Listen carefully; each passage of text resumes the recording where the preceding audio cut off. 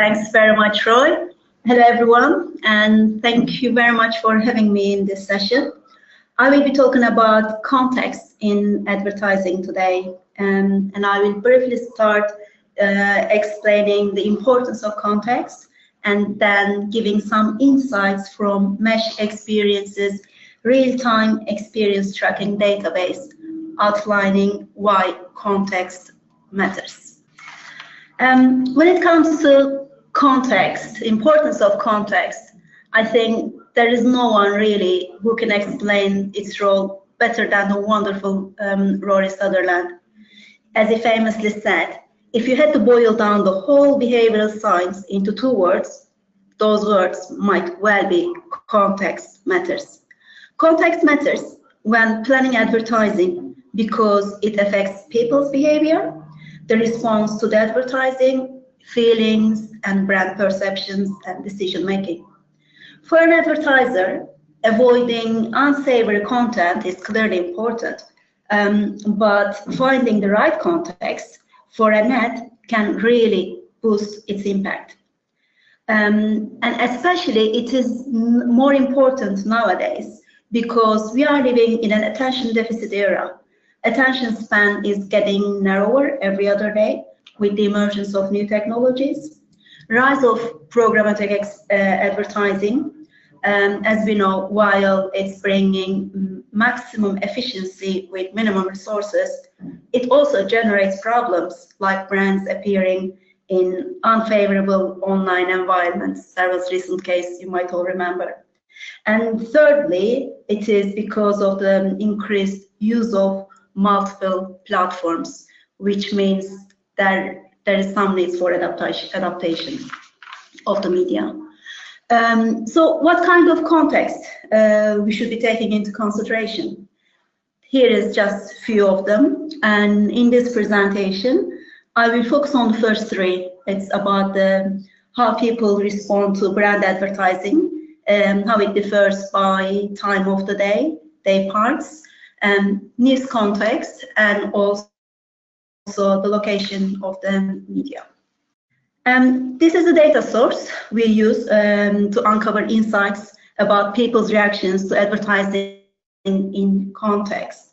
What's really measuring brands' performance in relation to competitors in context by putting a magnifying glass on brand experiences.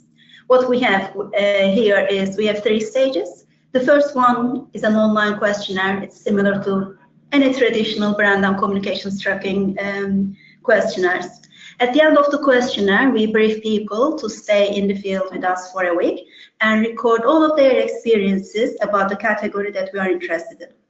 What we ask them to do is to tell us if they have any contact with any brands, to tell us what brand it was, how they felt about this experience, this specific occasion, and where they had this experience, and how likely they are to choose the brand based on this occasion. They keep recording the experience for a week. They upload pictures about it and also answer some of the follow-up questions. After a week, we invite them to another questionnaire, which is very similar to the first one, which give us the shifts, the changes on their perceptions based on the experiences they had with the brands. And this is the key, this is a summary of some of the key metrics we capture at each stage. In the pre and post questionnaire, we have general brand metrics like awareness, considerations, product ownership and usage, and relationship with the category, and also brand perceptions. The real-time diary part has the brands, all the brands in the category. This is an example from a retail banking study. We tell them to tell us all the brands they come into contact with. We don't give them a short list of the brands. I think we have roughly around 23 or 25 brands in the list. And then the positivity, it is a 5-point scale question. Persuasiveness, again, 5-point scale. And the touch points, we have main touch points list. Then they are all followed up with follow-up questions, which gives us sub-touch points. For example, you can see here, if it was TV, their first experience was on TV, then the follow-up questions would ask, okay, what exactly it was, what kind of experience you had, whether it was an advertising from the bank, or whether it was the bank's own website, was there sponsorship, or they heard it in the news, etc. And then the list can be extended. And we also have some qualitative insights as well. People start talking about their experiences, what really happened, and what they picked up, what they were experiencing about this specific occasion. And at the end, we have probably the richest tracking data set based on these three stages. Now here are some insights from the database. We have built a database over 10 years, and based on certain categories, we did some data digging analysis to understand what really context means when we look at the brand experiences. This one is showing reach and engagement for packaged goods categories. Sorry, I went too fast. The blue line is showing reach, meaning proportion of people having contact with brands within the category. As you can see, the proportion of people are peaking around prime time.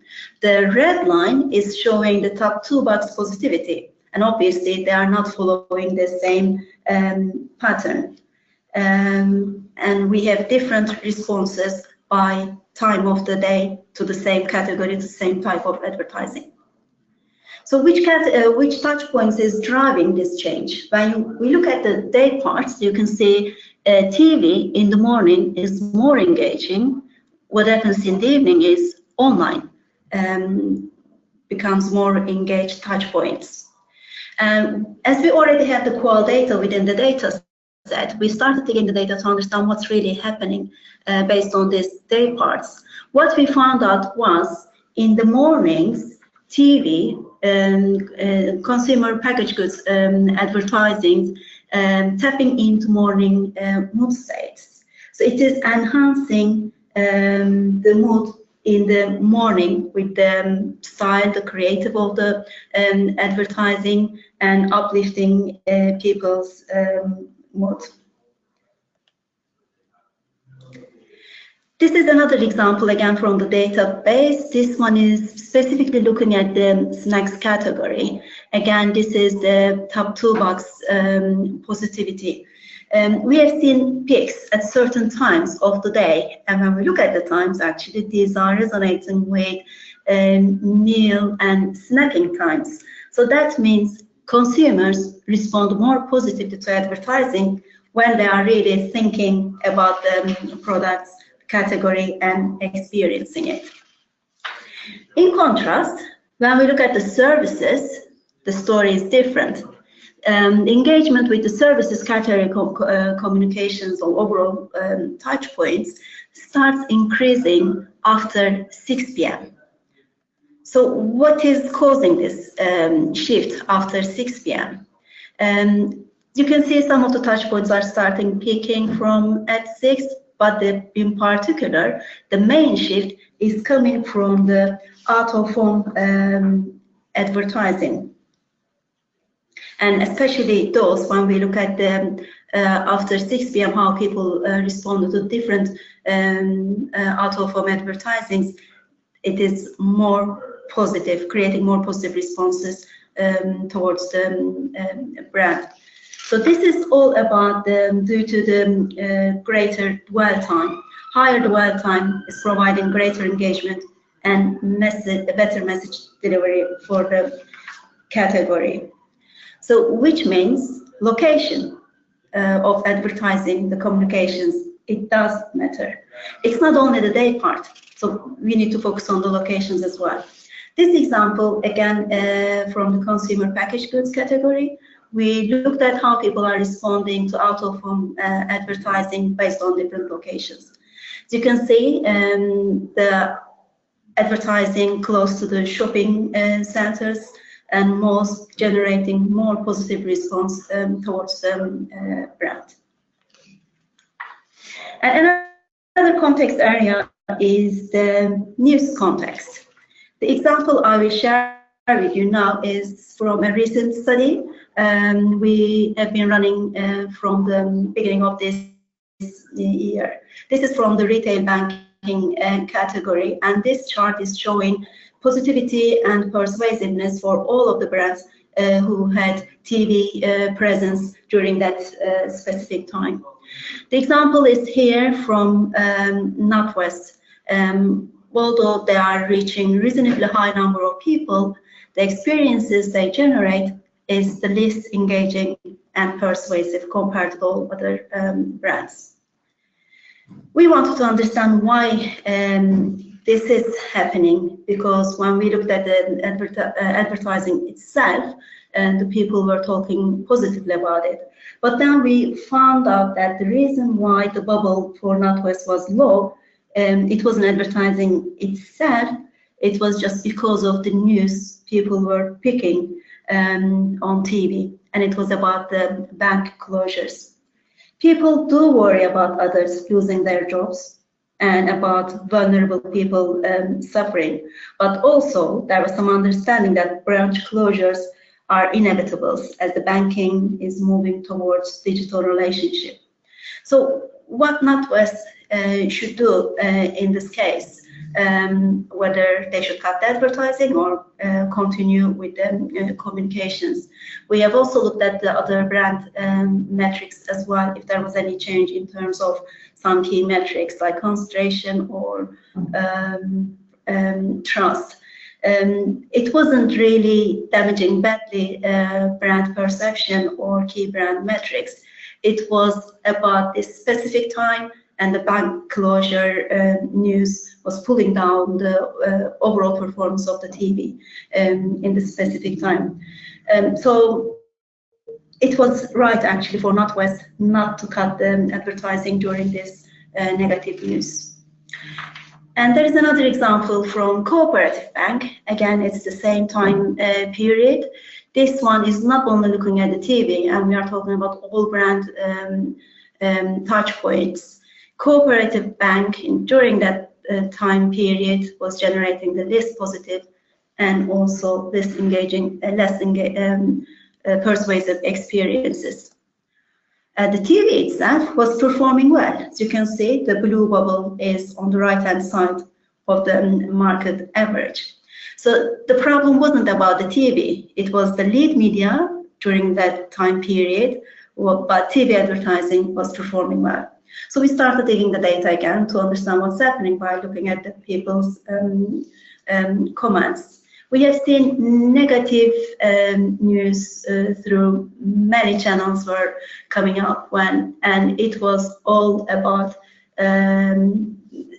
scandal about how the bank was performing and poor performance.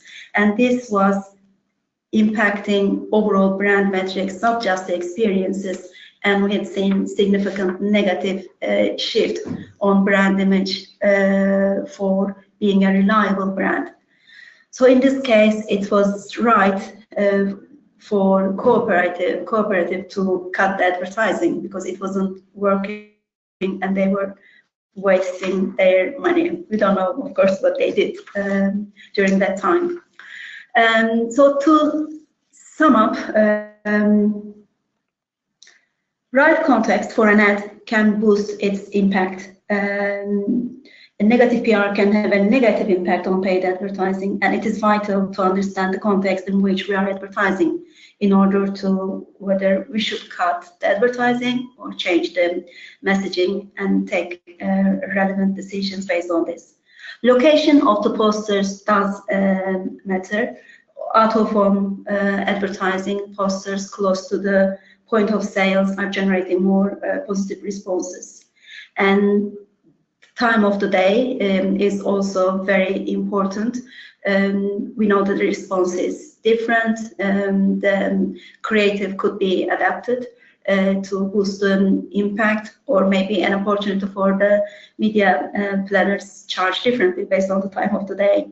So we need to understand the context in which we are advertising to boost the effectiveness of the brand. Thank you.